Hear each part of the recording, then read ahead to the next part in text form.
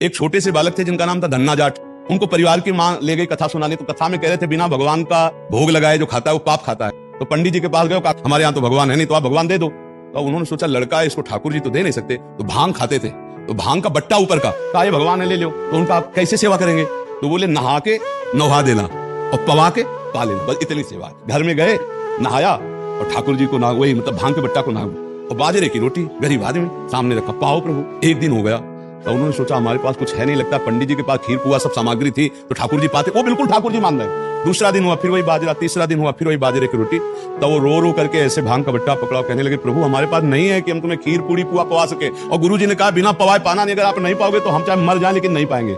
उसी समय श्री कृष्ण प्रकट हो गए, भांग के बट्टे की जगह में श्री कृष्ण बैठे और वो और बाजरे की रोटी शुरू कर दी पाना। तो बोले देखो पूरी रोटी तुम नहीं पाओगे, आधी हमें दो आधी तुम पाओ। भगवान ने और फिर जो लीला का विस्तार हुआ कि धन्ना सेठ हो गए, ये है विश्वास।